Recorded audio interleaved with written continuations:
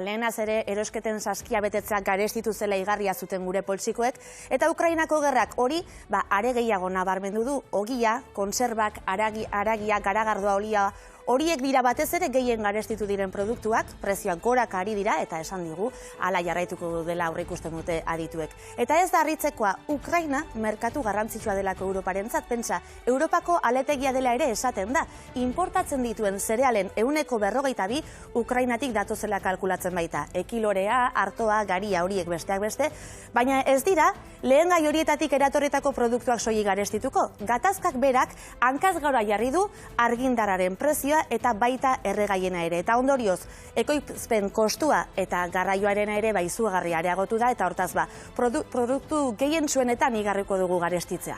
Txerrikilaren artikulu guztiak igo inbar izan ditugu, 50 zentimo igo da, kiloko. Giraseloko olioa hilo da erabat, kontserbatan eta asko hilo da, eta orduan reperkusio galanta izan da. Baina bai, garraioa, gasolina eta gasoiak gora eta gora, orduan azkenean dena gora. Guk indarra asko erabiltzen dugu zehantzako, kamarak eta frigorifikoentzako, eta doblatu egin da.